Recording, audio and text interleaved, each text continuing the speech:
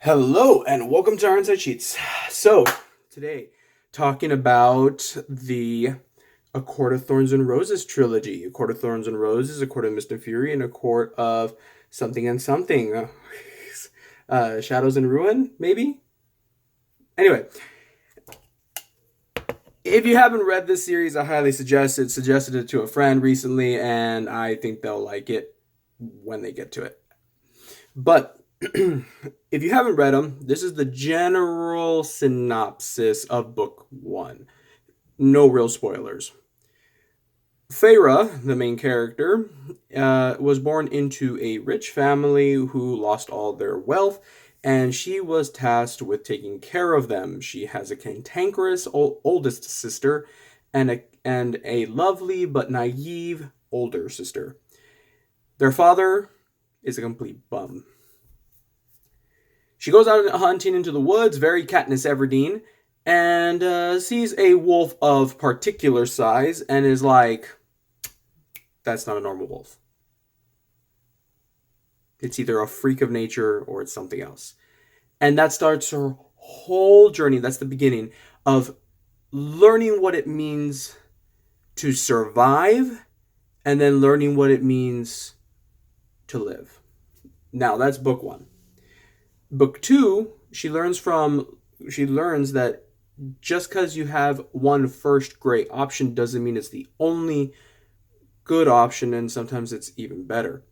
Then book three, she goes from self-actualization to hero. Now, my goodness, book one is not too shabby. Court of Thorns and Roses. That one, I read it and I'm like, oh, okay. I listened to it. Listened to them all in audiobook. I was recommended it. And I'm like, oh, okay, that's not too bad, not too bad. And then book two, I was like, you know what? I want to know what happens. I want to know what happens in book two. So I listened to it and I'm like, oh my God, it gets so much better.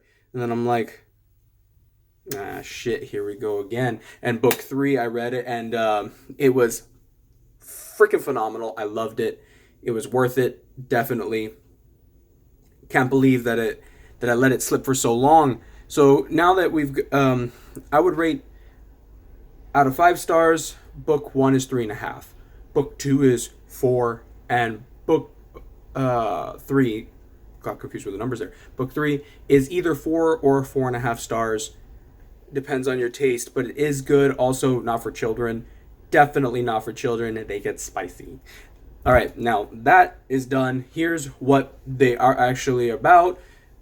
Spoilers in 5, 4, 3, 2, 1. All right, book one. Like I said, she's going out hunting. She sees this gigantic ass wolf, and she's like, "Yeah, that's a fairy. I fucking hate fairies. I'm gonna go ash arrow right through the wolf. He dies. Someone comes looking for redemption. Turns out that was the guy's that fairy's leader, and he's pissed, but he's also grateful because Feyre turns out to be this 1 in a million chance of a person of breaking this curse that this oppressor in the land of the fairies, Prythian, there we go, land of Prythian, set up. She's like, oh yeah, the oppressor is like, fine, if you can find someone who will love you with hatred in their heart and kill one of your men, and they love you, then I'll break the curse. And yeah, through a lot of trial and error, a lot of trials and tribulations, Pharaoh breaks the curse. Fantastic. Book two, major spoilers. Oh, hold on, people are coming. Talk about timing. Anyway, book two. So she goes with her lovely rescuer from absolute financial ruin, and she's like, yeah, I like you, but you're being kind of an ass. Then he decides to, in his own way, love her, but imprison her at the same time. Yeah, very gross. And she made a deal with this other guy, and the other guy is like, okay, like, I'm here. And he takes her away from all of that for 1 week. She was about to get married, and um, he's like, and she's like screaming, no, no, no. The other guy, Resand, can hear into her mind, and he goes up to her and he's like, oh yeah, cool. I'm gonna bring on the bond real quick, and like the deal, yeah, the deal. It's time, but much more smooth because I'm not. And he goes in, takes her away for a week, brings her back. They don't get married, and he keeps going back and forth, teaching her how to read because she didn't know how to read, and then learning how to use her mental powers, Daimati powers, how he can attack minds, she can attack minds, how he can listen to her, she can listen to him, but she can also listen to other people. And then he's like, huh, I think you have more powers than you think, because she was turned into a fairy in book 1. And so over time, she starts to realize that, like, I don't want to go back. I don't want to go back. So she leaves the spring court into the night court, and she's treated well. She finds out that Resand doesn't have an asshole court. He has an asshole court, then he has a normal asshole court. So the real asshole court, the Court of Nightmares, is this depraved place. And he's like, yeah, no, none of us have liked that for like centuries. So we just play a part. That's all it is. But this is my real court. This is where all the real decisions are made. And he shows her that there's more to life than just being imprisoned. And she loves it. She loves it. And she falls in love with him. Then book 3. There's a war brewing.